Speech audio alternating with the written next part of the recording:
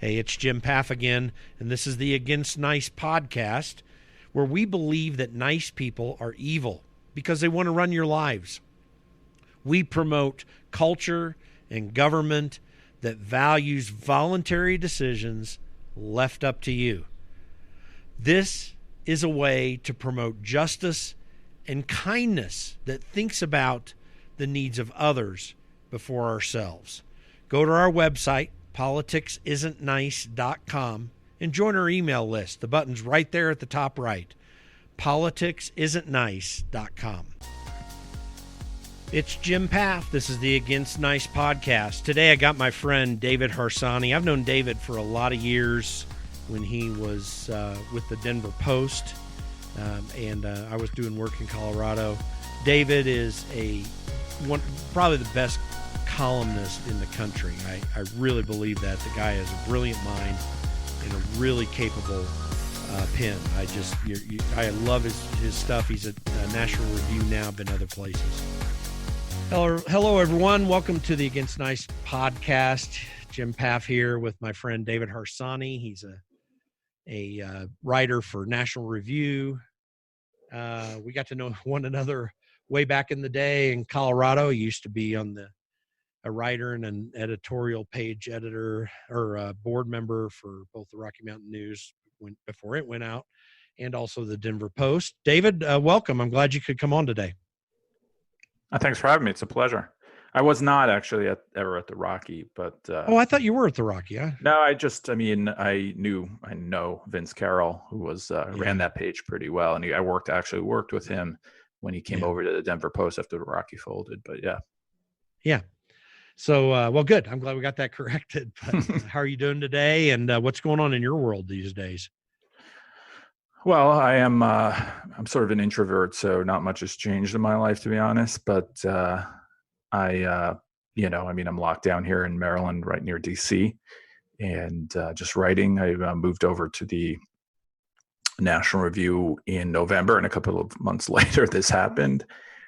And, just writing, working on some book ideas, hopefully that pan out, and hope that, that we can move on with our lives soon enough, and that everyone can go outside, and then my kids can go to college. My daughter can go to college next year, and my other kid can go back to high school. That's really what I'm concerned about right now. Yeah. I mean, this is a crazy, crazy time. You've been writing, I know a bit about this. I'm really concerned about, frankly, I'm concerned about the path that we've taken as it relates to this. That is obviously a great concern of mine. But more importantly, it really is setting up for us a kind of a razor's edge situation. We're going one way or the other. We've really allowed, as a society and politically elected officials, to act sometimes in an autocratic manner, certainly in a somewhat authoritarian manner. And we're starting to see some opposition now, but there's been a lot of compliance. And I just wonder how that's going to play out in the future. What are your thoughts on that? Well, you hit on a number of topics there I think are important. Like, first, let's talk about the social distancing and the mask wearing and the self-quarantining. I was all for that, and I don't pretend to know what the best path forward is as far as the coronavirus itself goes. But I have big issues with with government compelling people to do those things, because it is authoritarian. They arbitrarily came up with a bunch of rules that we needed to follow.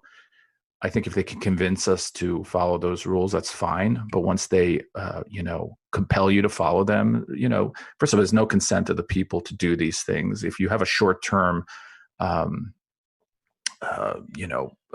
executive action, a governor or whatever, that's, fine. But this is already now months, right? So I think that those kind of intrusions are no longer just emergency measures. They're actual laws that haven't been voted on, that haven't been debated, that haven't been thought about in the right way. So I'm completely against anything like that, especially when they undermine constitutional rights. the idea that someone can't protest the lockdown is ridiculous to me, because we don't need to protest when we agree with government. We need to protest when we think the government's doing something wrong. That's the entire point of it. And of course, also, I feel the same way about, stopping people from going to worship. I think that we can't put safety above all other things, because it's, we're talking about arbitrary numbers here. If there's a bad flu season, can we do the same thing? If there's a bad, winter, can we do the same thing? It's just not how a republic and a free nation should work. And it's interesting because though at first, and I totally sympathize with what the original position you took, because at first there really was there were a lot of unknowns. How will this play out? How communicable is this disease? What are the appropriate steps to take to try to thwart much of it? But I kind of feel like, just like the New Jersey Governor Murphy said when he was on Tucker Carlson not long ago, he made the statement when Tucker asked him about the Bill of Rights. He says, "Yeah, I didn't even think about that," and that instinct exists in our culture today in a way that we haven't seen before. But like Judge Napolitano said, who is a constitutional expert, unlike you and I, he said, you don't turn off the Constitution, the Bill of Rights in a pandemic.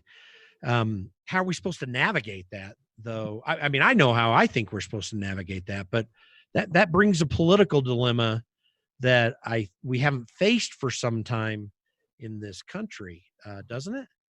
Yeah, absolutely. I mean, not to pat myself on the back at all, but I think in like the first week of this thing, I wrote the Constitution isn't suspended because of coronavirus, because of people. I could already see local politicians acting in ways that I didn't like. It's interesting when you talk about freedom, and especially during a pandemic. When I say freedom, I'm just talking about just the basic rights that we all have and are protected by government, not given to us by government, which people don't seem to understand sometimes. I saw, and I forget his name right now, but he's a big MSNBC guy, and he's a Vice columnist, say something like,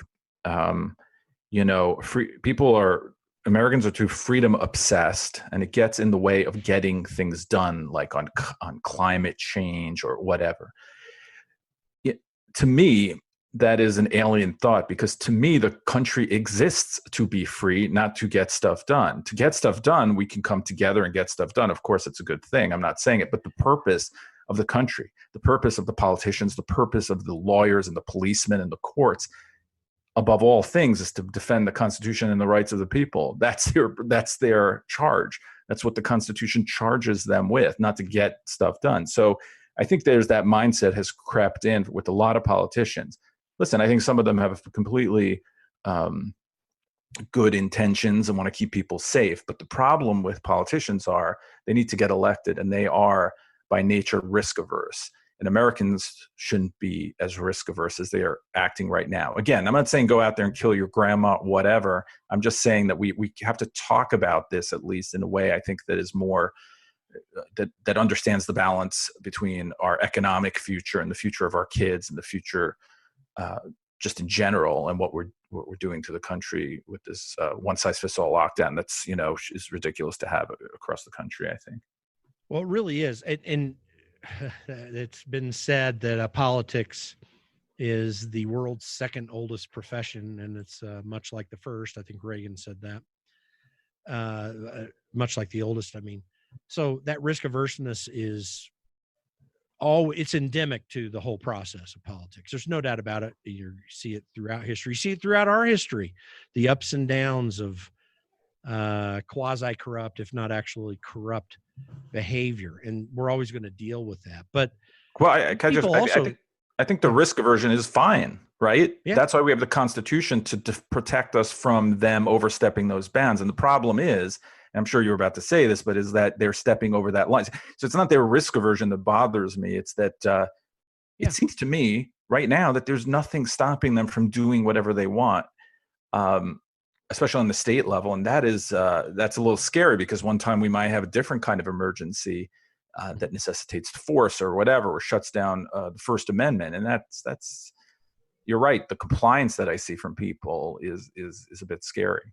Well, it's interesting because what I was going to point to here is these people actually, and on purpose, take an oath at every level of government. I just got elected to city council in my local community, and I had to take the same oath, in effect, that every politician has to take in this country. And Well, it's first of like all, that. congratulations. What Well, community are you now on Woodland the city? Park. Which one? Woodland Park. Oh, okay. So Yeah, where can you beautiful explain to town. me where that is? Is it south It's of just up Denver? the road. You remember from Colorado Springs Okay. Is it on near like US Castle 24. Rock or is it south of So it's like it's level with Colorado Springs, but you got to go down to South Colorado Springs and drive up US 24 to get there, Oh, okay. around the All right. mountains. That's a Yeah, around the congratulations. Front Range. But so everybody's got to take that oath, and it's almost like that's just a rote behavior that we perform as a duty rather than anything we take seriously. And we're human beings, so that's obviously the struggle of human beings, is taking these things seriously. But I think we have a culture right now that feeds, or have had a culture that feeds a lot of this problem, because we also don't take note of it at the citizen level enough, at least, to turn out people that don't take it seriously. And there are a lot more politicians that don't take it. I mean, it's one thing to, I got to do something. I'm trying to do my duties. And then you didn't think clearly through the process, and someone brings up a lawsuit and corrects it. It's kind of beyond that. There is this sentiment out there that, as you expressed through that Vice reporter, that, yeah, we can't get things done. So, screw it.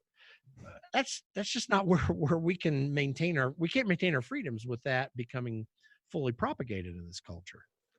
Well, I think that people themselves should say it like that. A lot of people don't care about, they're not as idealistic, I'd say, as the, average person.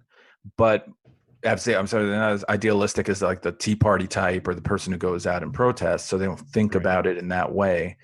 And I think that maybe that's always sort of, or has been the case for a long time. But I do also think that there was sort of an instinctual reactions that Americans had simply from the way they lived, that they didn't like to be, to meekly follow orders from some bureaucrat. That's just not an American way of thinking about the world.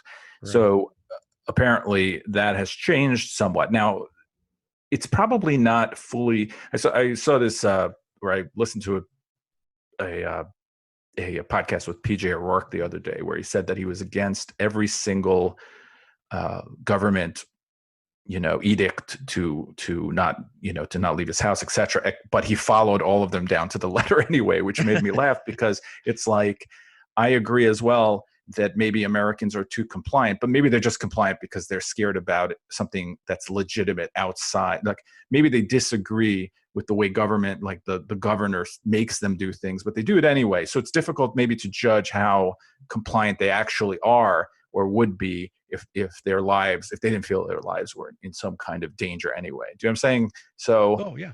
maybe maybe we're overreacting slightly to how, easily people are cowed by government, because really, if everyone wanted to go outside tomorrow, there's not much they could do to stop that.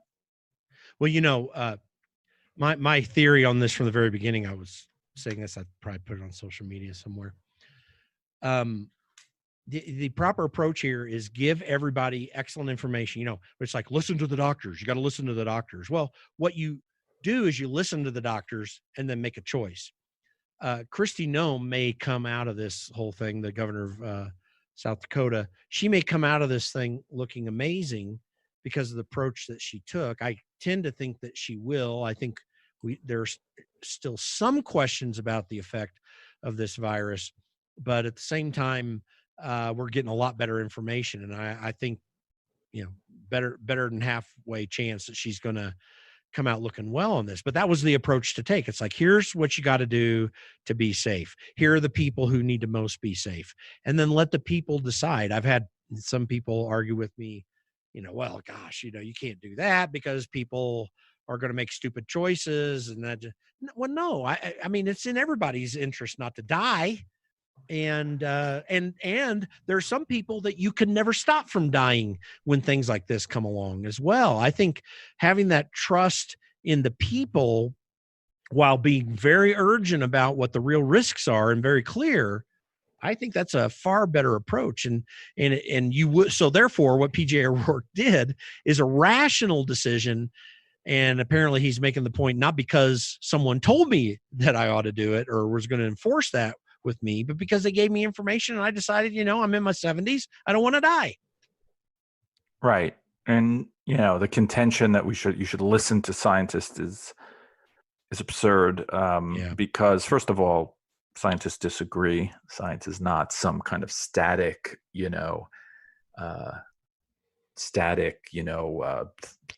position that never changes. Obviously, there's some science that doesn't change, but much science is argued over, especially when you're talking about something that we haven't dealt with yet. I'm a little bit reluctant in my debates to jump on gotchas where people got things wrong about this, because we didn't know what it was going to be like exactly, because we can't. And then and the people made choices that they thought were best. And some of them were the right choices, some of them weren't. I still don't think we fully understand what's going on. You have a state like Florida where it should be spreading like crazy and killing people like crazy, and it's not. But in New York, it is. So obviously, we have a lot more to learn.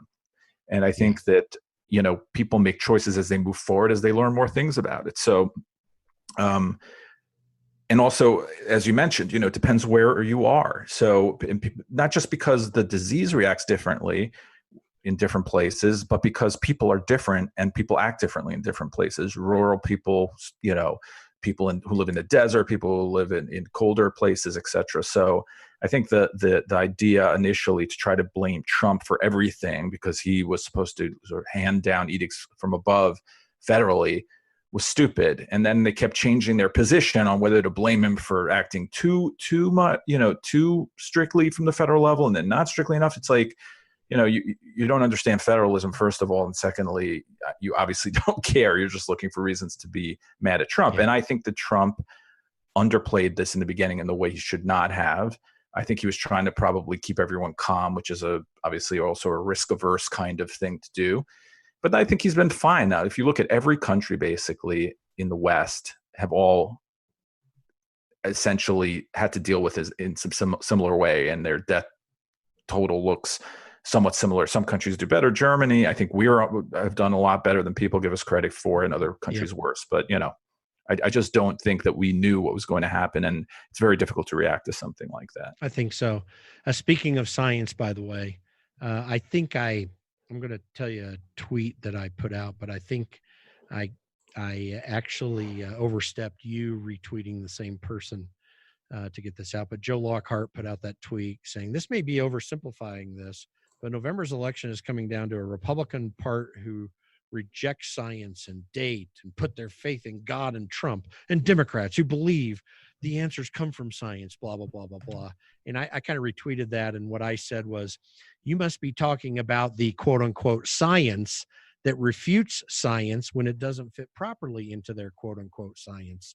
I mean, that's kind of, and by the way, I did a hashtag I saw Thomas Massey do, which I really liked, hashtag MOFA, make Orwell fiction again. This is kind of the debate that we're having. This is just another one of those instances where we've got people from a political perspective, in this case, one of the left, that you don't know science, but then they beat you up for showing opposing science, because as you say, science is an evolving manner. I mean, there are strictures to it, of course. There's a scientific method that we have to follow. The problem is on the deductive side and the irrational things that the left usually uses when it comes to believing these scientists, these medical scientists in this case, or climate change scientists, or whatever it is. And that debate is going to continue and propagate, which I mean, is really one of the reasons I wanted to do this podcast, because I think you have to assert the objective reality so that we can get to the things that maintain our freedoms and help us live the lives that we ought to be living, or at least that we desire, that gives us that pursuit of happiness that Jefferson talked about. Well, I mean, Joe Lockhart is a He's a preposterous character, and the things he says are very stupid. But because he's basically, he's taking more complicated arguments that some people on the left make, though many people are doing what he's doing, and he tries to like sort of regurgitate them, and he does it in a crass way because he's not very bright. But and he was attacking Bethany Mandel, who tried to have a conversation about how to move forward, you know, and think about her family and think about the economy and also think about the science. But here's the thing: I hate the contention that I have to listen to science. Actually, I don't, even when the science is right. I'll give you an example. If I listened to my doctor, obviously my life would be terrible. So I don't listen to him. I wouldn't eat red meat, or I'd have to exercise every day and all these horrible things. I don't listen to him. I do what I want, because guess what? We live our lives with tremendous amount of risk all the time. Every time I get in a car, every time I get, do anything. So I don't have to listen to science if I don't feel like it. I mean, it's not, they treat science like it's a religion. There are a million other things going on in life. I remember it was in Colorado, actually. I saw Christopher Hitchens give a speech. Someone asked him about why he smoked so much, and he says, because life wouldn't be worth living without it.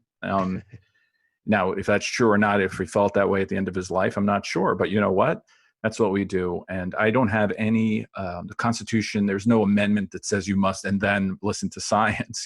I can listen to it or not. Now, obviously, we're talking about something that affects all of us, not just me. So let's say I don't like to wear a mask, and I don't actually, not for any political reason. I just find it uncomfortable, and I just put it on to make other people feel better. I don't buy that if I walk outside, I'm going to get sick just by walking outside. But I wear it, not because of the science. I wear it because I'm part of a society, and I don't want other people to feel bad, and I don't want to get anyone else sick. But in my own life, I should be able to act anyway. If I want to open my salon in Dallas, I should be able to do it. And if people want to show up, they should be able to show up, because being safe is not the ultimate and only thing that we think about. And it shouldn't be, at least, that's how I view it. Now, where the balance is with all that, I don't know. That's why we work that out as it goes along, and we work that out in different places in different ways. Obviously, Manhattan was the central breeding ground for this virus. Subways probably looks like they had something to do with it. There are no subways in Des Moines, and there are no subways in Boise, and those people should be able to deal with it in their own ways. I mean, they can, obviously, but what I mean is that people shame them when they try to, try to open the economy, but they don't. Just quickly, Joe Lockhart types will attack Georgia, will attack Florida. Why? Because there's Republicans running those places. They want to attack California, Colorado, right? I mean, didn't was a progressive, essentially was the most aggressive in opening up. So probably maybe other than Georgia, and he doesn't get the same kind of anger directed at him. No, not at all. I heard a preacher one time, by the way, on this whole choice issue. He was talking about the health food craze back in the 80s and 90s when it was still developing. It's a little more mainstream now.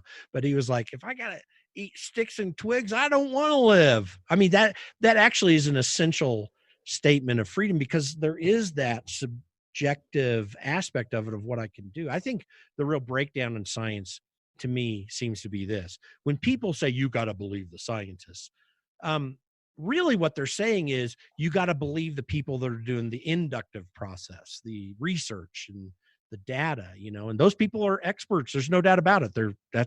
That's where their real skill is. The problem is, and where the real discussion comes in, is the conclusions you come to with that. So there are many people that make irrational deductive inferences from science that even the non-scientist has a right to oppose, because that gets into this discussion of reason and appropriateness. And then there's the individual decision making that you mentioned with Christopher Hitchens. I mean, sure, he possibly died more quickly because he was a smoker. That's a possibility. I think he had brain cancer, so I don't know if exactly that was the case, but maybe that contributed to it. But he knew going into it when he was smoking, evidenced by his response at that meeting, that he was making a decision that could have negative consequences. And in a free society, we're allowed to do that. And by the way, another thing on the science, the Framingham, Massachusetts study said for decades that eggs and butter and meat were bad for you because of the fat content. And now the science is saying, with more inductive into it, well, no, that's not the case. That actually was wrong. But yet for decades, we entirely altered our society on something that was bad science that candidly seemed like good science at the time. Right. And so this is why we don't have to listen to the scientists, in my opinion. Well, yeah, and I mean I wrote a book years ago called Nanny State. That was the argument that, as long as there's transparency and we understand the risks and we're grown-ups and we have to take and we have free will, and if we have those things, and we do, then we should be able to allowed to make the choices that we want, even if they hurt society, even if they cost society, even if the externalities are negative, because that's what freedom is about.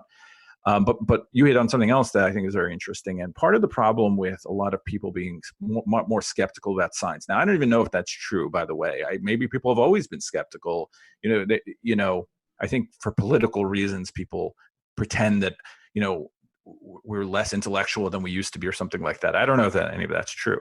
But I'll tell you this. I think a lot of the experts and a lot of the left have corroded the belief in science because they've appropriated the word science and the idea of science for their own political needs, right? So if I say, hey, you want to talk about science? Life starts at conception, right? Oh no, here's science. Here are some scientists that say that life starts, whenever you decide life starts, or whatever nonsense they're coming up with. So now all of a sudden I have to argue against this kind of fake science. Like, there's a guy, Tom Nichols, who is, Joe Expert, wrote a book about the death of expertise. Well, the problem is that people like him and other experts like him are partisans.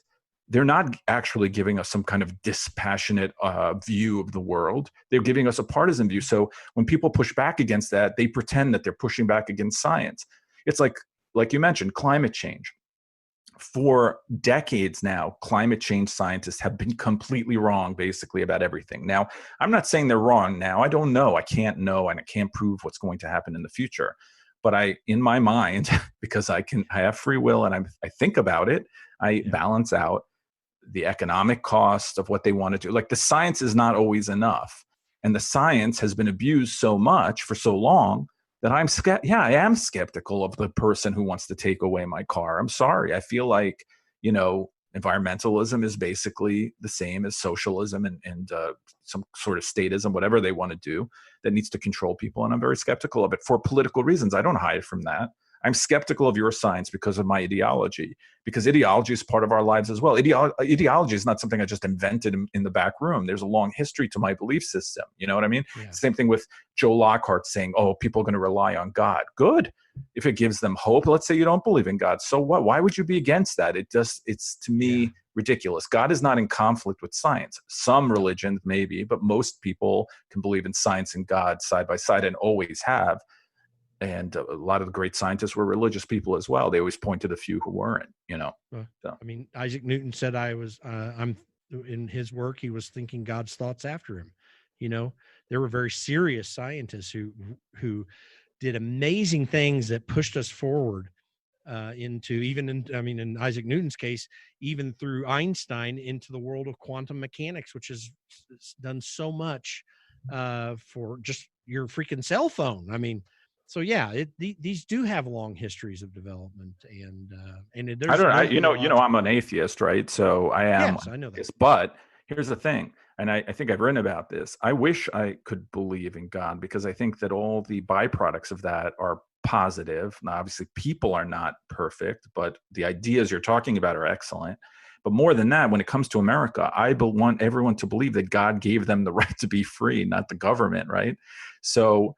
Yeah. And same thing with their outlook on life and the hope that there's something after, that there are things bigger than themselves, even bigger than their country, bigger than the environment, bigger than everything. But yet I think that I just wanted to mention that I think that this sort of sneering at God and this belief, more atheism is actually very harmful to this country. And you can see what it does in Europe. They don't have any kind of, to be a European and whatever country you talk about, for instance, there's no uniting sort of thought about the, philosophical view of the future because they don't really believe in anything anymore. It's just a bunch of vapid slogans, So this is why I think religion's important. So when I see Joe Lockhart sneer at religious people for having hope, like, how does having, like, it's such a false choice. How does having hope in God have anything to do with anything else? Is he saying Democrats aren't also looking towards God ever at all during this time? I mean, it's just ridiculous. Anyway, I don't know. I'm just no, it's ranting kind of now. funny. No. But it's an interesting topic. And by the way, we're friends. I'll work with you on the God thing. We'll get there. No, but A lot of people have tried. There's a great story I heard one time. Some astrophysicist says to a theologian, he says, "Man, you know, I don't get it with you theologians. I mean, you talk about, interlapsarianism and post-lapsarianism and all these technicalia around theology. And to me, it's just basically the golden rule, do unto others." And the theologian sits back for a second. He says, you've got a good point, because I mean, I feel the same way about you astrophysicists. You talk about pulsating quasars and neutron stars and all these amazing things that are happening. And, for me, I just look back and I say, it really, what it comes down to me is twinkle, twinkle, little star. It's like That is an interesting point.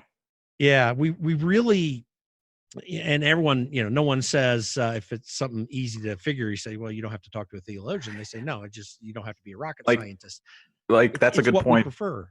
Yeah, I am not a science or math person, right? I use the other side of my brain, I guess. But I look at a cell phone. I don't really. I mean, I'm sort of interested, and I'm kind of amazed that it happens, but I don't really know how, and I don't really care that much. You know what I mean? Yeah. So, but I do very much care about how or why, every denomination of the Christian faith, why they got to where they are, why they think the way they think, and so I imagine a scientist might not care less about those things and more about, less about the ideas of, politics or religion, and more about, even though I don't, it's a false choice, but you know what I mean? So yeah, it's like, I don't need to know how the science works. I just trust that it does. Well, and to put a cap on this, on this aspect of our discussion, you might remember I had Andrew Breitbart in for a big demonstration I did at the Capitol in Colorado many years ago. We were talking afterwards, and he as an agnostic, he said very candidly, he says, I love Christians. In fact, I feel like I need to defend Christians. He said, we wouldn't have freedom in this world if it weren't for the Judeo-Christian ethic. And I think that, and by the way, the deist Jefferson, who questioned many aspects of the Bible, still saw how important those principles were to freedom, and referred to them many, many times, and in an honest way, even with people he disagreed with on religion, and knew how critical fundamental principles were, and of course codified it in his statement in the Declaration of Independence. I mean, so we've got to recognize where these ideals come from. And I've known many people who were atheists or agnostics who knew how important these freedoms were, because they wouldn't have their freedoms in certain societies as well, certainly in more theocratic minded societies and Muslim societies even. Yeah, I mean, obviously, I agree with that. I'm a big defender of religious freedom and Christianity in general. Obviously, I have my disagreements with specific things that some denominations might or might not believe. And it's very kind of Christians to always say Judeo-Christian society when we're really talking about a Christian society. Israel took I mean, don't get me wrong. Judaism is a rich history, and I'm very happy to have been born Jewish, and I think about that quite often. But it is a Christian society here that took all the best Europe had to offer, took all the ideas about God, the ideas about freedom, the ideas about individuality, and brought them here and created something amazing. If I were a Christian, I would think that this is the miracle of the world, the United States. And obviously, that sounds probably a little syrupy or overly patriotic, but I actually believe that.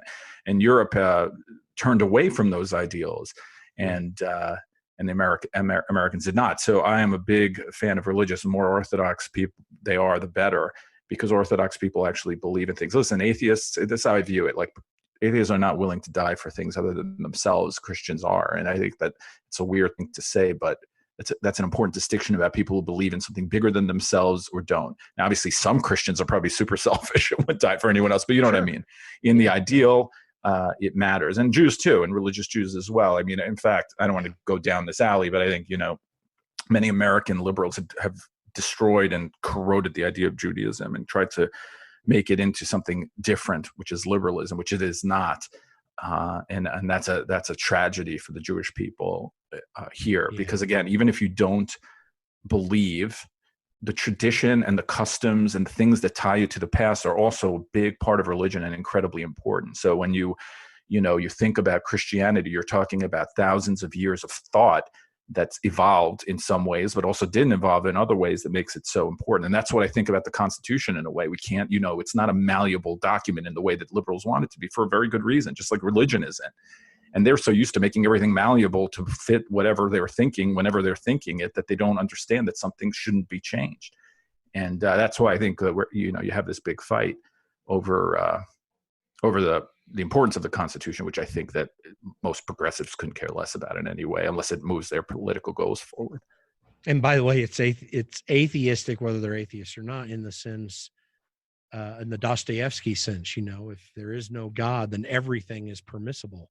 If you don't have fundamental principles that guide you, and even an atheist can believe this, it's obviously, as you do, that, if you don't have rules of the road, then it's chaos. And it's worse than chaos. It's harmful to people. It brings great harm. It brings Lord of the Flies. It takes us to Lord of the Flies in a sense, or some similar paradigm that we don't want to go to. And so we have to be thankful for these principles being solid in our country, if we can reassert them and keep asserting them.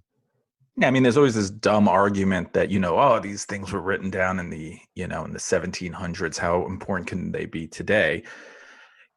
There's a fundamental misunderstanding. There are some principles that you keep, which are the guideposts, like due process, for instance, that always work. That doesn't mean that you're retarding the evolution or growth of your country or technology or science, or inhibiting people from doing things that will help us in the future. It means that we have these principles, that we treat people the same under these rules. They can't understand that. Like, it's just, I hate to jump all over, but to take the colleges right now, and the Obama letter that had basically stripped away all due process rights for college students who engage or are alleged to engage in this one specific crime. Like, we're going to treat these people differently. We're going to treat this crime differently. We're going to do this. We're going to do that. That's a disaster. That's Lord of the Flies right there. When everyone has a different standard they have to live by. When Joe Biden gets to live by one standard and Kavanaugh gets to live by another standard. We can't have a society like that. Society like that can't exist. It will break apart. That's why we have equal protection. Yeah, there's a great Babylon Bee satire said the link, the front page lists, this is an article that lists all the reasons why Joe Biden's situation and how he's reacting to it is not hypocritical, and then it had no text in the article. I mean, it's kind of funny, but that's a good transition, by the way, for us. So looking ahead as we're winding down our time together, take a few minutes. Let me know what your present feeling is about the outcomes of the November elections. I'm a bit ambivalent in my viewpoint right now because there's not a lot of clarity, but I think I see a few things. I want to see what your thoughts are on how November is shaking out. Well, I was wrong about the last election, and I broke a rule that I have of not predicting what will happen, because I'm so often wrong in my predictions, and that's not what I do. I'm not a horse race guy, you know what I mean? Right. But I will say, I think, and I don't know, I think the way structurally the country is set up with the states, I mean, Trump can win again in the same way he won last time, but he could also very easily lose if Democrats are more excited about the election or angrier about it or whatever. Because of coronavirus, I have even, I think, less read on what's going on. It depends, I think, how the economy looks like during the summer, in the end of the summer. Are we turning a corner? Are there big is there going to be a big quarter of growth? Is unemployment going to fall again? I think all those things could definitely happen. And I think that Trump will have a good shot at it. Biden, though, is a terrible politician and a terrible candidate. And I'm not saying that because I disagree with his opinions. I'm saying that because he's just been terrible his whole career. first off, and I don't know if voters care that much about flip-flops, but he has never kept a consistent position. That's why he won't release his papers, because you're going to see letters to segregationists. You're going to see pro-life stuff, because he was pro-life for a very long time. You're going to see, you're going to see him buddying up with Putin. You're going to see him buddying up with China. These things are problematic for him, but he is clearly just a placeholder. The guy they picked who they think can win and will offend the least amount of people on the left and right and centrist. So, but when you watch him now, and I'm not saying this as because I'm ageist or anything, though I think it's completely okay to talk about someone's age, is that he's not who he used to be, which wasn't that great to begin with as a politician. So he's less than he used to be, which was already pretty low. So I don't know how that shakes out either. I think the more you see him, I don't know if you saw that New York Magazine piece about someone arguing that his best campaign strategy would be not to be seen. That's never a very good thing. Yeah. So, but I think that it is true. He can't remember any grandkids he has. He's just, it's just a bunch of word salads. And Trump obviously has a propensity to sometimes talk in a way that people, word salady as well. So I can't imagine what these debates are going to look like. But to me, it seems like Trump seems like he's far more with it than Biden. But, I don't know. I don't know how that shakes out either.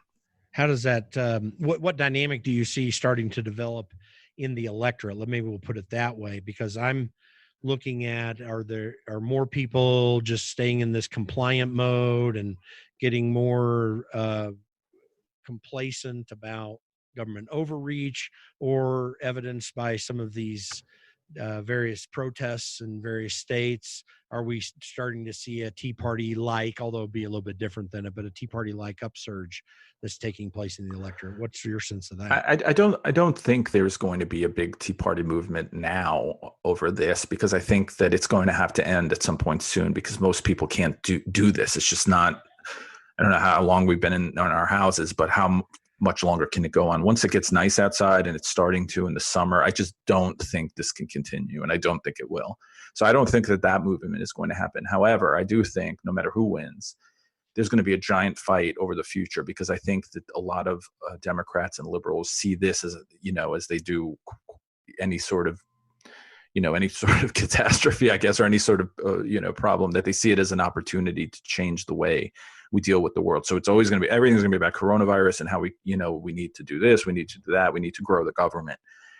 If Biden won the election, I think there would be a big blowback against that and him. If Trump wins the election, I think you're going to see the continued anger on the left, and perhaps that's going to be even heightened and uglier than it is, and nothing gets done. And as you probably know, I'm a massive fan of gridlock. So whatever, yeah. So what's happened, I think, is that the right and left can't come together on things anymore. They simply are too far apart now. I think it's because the left has gone all the way left, but I think the right to some extent has also become more conservative, especially in some issues. So because they can't do anything and they can't get anything done, I hope that federalism starts to work better in this country. I mean, that's my positive outlook, or hope that there'll be more federalism and states will do the things they need to do. If not, we'll just have gridlock, and that's okay. I know it's not okay in the sense that I think people get really frustrated with it, and then they start to get even more extreme in their views and angrier and more radical. But I think it's good for America in general. And but I do always worry that progressives are just going to start ignoring the courts at some point. Like, let's say the Supreme Court has a gun. Let's say it reaffirms Heller again in some way, and California says, you know what? We're just going to ignore you. What are you going to do? Send your army here? That kind of thing. Then I think Texas is like, okay, we'll ignore the abortion one then, and then it all falls apart. So that's my fear. But I don't know. I think like this, because we're talking and we're on, we're constantly bombarded with these people arguing about politics. But when I go out in the real world, which I haven't in a while, people aren't. I don't know that they're that ideological or that concerned or that partisan. So we'll see. Yeah. And by the way, which we didn't get to it in detail, but that Le Monde article I sent you that has all these goodies and Nobel Prize laureates telling us how wonderful it's been that the world's been shut down and we need to rethink everything and restructure everything. that debate's going to continue, I predict. And but it's just going to be curious to see how strategically capable they will be moving forward after all this. Yeah. I mean, I saw this columnist, I think his name's Eric Holthouse, maybe something like that. Mm-hmm. Big climate change guy, has like 1 million followers literally on Twitter, say this coronavirus shows that we can shut down, fossil fuel use, and we can make the air cleaner. They're arguing that this is what you need to do. He says we've just reached exactly what the Paris Accords are supposed to have, where they're supposed to have us. So he's literally arguing that we need to basically shut down almost 90% of the economy to reach the carbon emission goals that he wants. And this is his argument. I have enough faith in the American people that I predict that argument is not going to prevail. There have been times when it should have and didn't, because the American people pushed back on it, especially during the Obama administration. By the way, I had a friend, I shared this on a different podcast, but my friend Robert Heiler is a kind of a messaging guy, and he posted up, thank you for my free 60-day trial period of full socialism. I would like to cancel my subscription effective immediately. Yeah, I mean, there was some talk earlier in this coronavirus crisis about sort of nationalizing, or they don't. It's more like fascism, in a way, than socialism. I'm not saying that we have Nazis or anything. I'm just saying that they want government and business to work together in a way that they mandate what you need to buy, they mandate what you need to make, they mandate exactly what you have to offer, which is not socialism, but it's kind of statism or fascism, that is bad for the economy and dangerous. And I actually worry, my big worry about the right is that there are people on the right now, I think, who have turned against free markets in a way that they're essentially more in line with what the left is talking about than the right. It's sort of it's a populist kind of strain, but even more than Trump, I think, is populist in reality.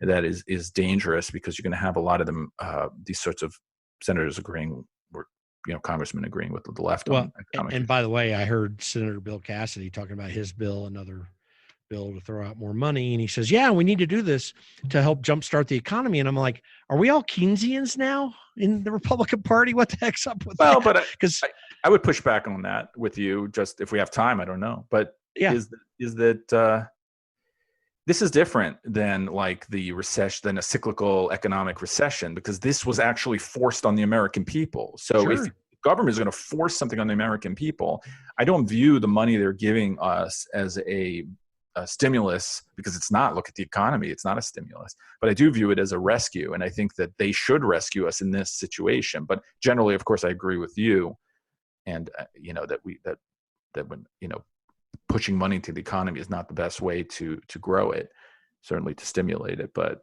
no, absolutely. And in fact, my perspective on this is actually precisely what you're saying, and to the extent that the problem is still a government problem. So they shut us down. They put us in this situation, and we can argue back and forth, as we talked about earlier, about what did we know beforehand? But I mean, it's been prolonged far beyond necessity. And the worst part about this is that politicians who shut our economy down put us in a situation, as I describe it, where we had to take $2.3 trillion out of the economy, put it into the politicians' hands so that they could decide how to put it back into the economy. And then, someone will come back and say, oh, well, not all of our, and this is mostly going to be financed by debt. Not all of our debt is bought in this country. Well, no, but about 75% of it is. And so this is that 75%, let's say $1.6 trillion, is a bunch of people in this country investing in bonds that really are incredibly poor investment, and really, frankly, not an investment at all. It's just a salvation. But it is money that could have been productively used otherwise. And so I think this is my big problem with it. Yeah, I thought the whole thing was run ridiculously. The key should have been, and this is an anti-populist argument, but business should have gotten the vast majority of the money to say, listen, keep these people hired, keep them on their health care. The money will flow give the banks money, the banks give the companies money, the people stay hired. This idea that we should send people checks is absurd. I still have my job, thank God, and I get a check. You think I'm going to go out to the movies or order food? No, I'm going to put it in the bank because I'm worried about the future. That's the instinct of most people, that they're going to save now. So to give people checks is just a populist, ridiculous response to it. The response should, and don't get me wrong, they were lending money to businesses, but they should have given big businesses money and say, listen, we'll give you this money if you keep people hired. But, instead we have this ridiculous check thing where then Trump has to put his signature on it. And I had noted that they should be putting the names of our grandkids on these checks because they're the ones who are going to have to pay it, not anyone else. So, but I agree with you too. Yeah, it should have had like some checks, where there are two signatories. One should have been Donald Trump and the other one should have been your grandchildren. Absolutely. I totally agree. With that, David, at some point. Oh, yeah, absolutely. By the way, with that, David, how do people get connected with you and stay in touch with what you're doing on a regular basis? They definitely don't get connected with me. I am not a people person, but they can follow me.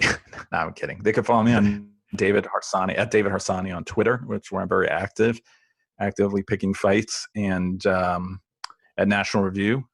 They can see me there. I write for the New York Post sometimes, but most of my work is at National Review. I'm also syndicated. I don't know where in Colorado. Maybe you can find me there as well. Yeah, we'll have to figure it out. Not many papers left. That's true. But I'm glad that you're social enough to maintain a friendship with me. That means a lot to me, and I feel like got in under the window. Like once I know, if I knew you before 2010, I thought anyone after that is out on the apps. That's right. You were more social back then. I noticed that. That's right. Yeah. Anyway, I was younger. That's right. That's right. Well, we've come through a lot together. I'm very grateful for your friendship. I think you do a fabulous job at National Review. I mean, I consider you one of the best columnists I've ever read, and I was a huge fan of all the greats, in the older days, the George Wills and others of the time, even though he's kind of gone a little bit off the deep end, but still he was a brilliant columnist. I think you're in that league, and I rely on your opinion to help give me better perspective. And I definitely follow you on Twitter. It is a lot of fun watching you pick fights. I really enjoy that. Well, first of all, thank you for those kind words. I don't think that's right, but thank you. But I do enjoy Twitter a lot, actually, because I do get to pick fights with people who typically wouldn't be available to me. You know what I mean? I mean, I could hit them in a column, but I wouldn't get to interact with them. Right. And I think I'm lucky that I get to do that. Yeah, we diss on social media a lot. I think there are definitely some negatives, but there are also a lot of benefits, I think. Oh, yeah, it's a cesspool for the most part. But, I mean, when you have a blue check mark or a decent amount of followers, people feel compelled sometimes to answer you. So this is going to sound, I don't have a huge ego or anything, but sometimes I feel like I speak for a lot of people who aren't getting answers sometimes from bigger names. Obviously, most people just ignore me as well. But I think that's the nice thing about, because I know that our time is over, but there's no debate anymore, right? There's just drive-bys. They'll drive by and mock you for something and then not debate you. And I actually enjoy the debate, and I've always liked to debate, but I feel like that's not happening anymore. You don't even have dueling columns debating anymore. You just have people speaking to their tribe. And that, I think, is something that's happened that is not positive because of social media. No, I agree. And we should pick that up sometime, maybe in some future podcast. That'd be an interesting discussion as well, among other things. But appreciate your joining me. And I know everyone is going to be greatly benefited by your comments and all that you've been talking about. And again, folks, go to nationalreview.com. Also at David Harsanyi, Harsany, but I'll have that on the podcast notes in case you need it, and definitely hook up with him there. David, thanks for joining me today. I really appreciate it. Anytime. Thank you. Thank you for joining us today on the Against Nice podcast. And again, before you leave us, I just want to ask you, connect with us on our email list and our social media. Go to politicsisn'tnice.com. Click on the Join Our Email List button. We'll get you information related to what we learned here today, but also other information that we're finding out along the way. It'll be a great resource for you. You can also go to our Facebook page, facebook.com/Against Nice, and our Twitter page, @Against Nice. Go check us out there, and we look forward to talking to you, getting your feedback finding out more from you. Thanks. Have a great day.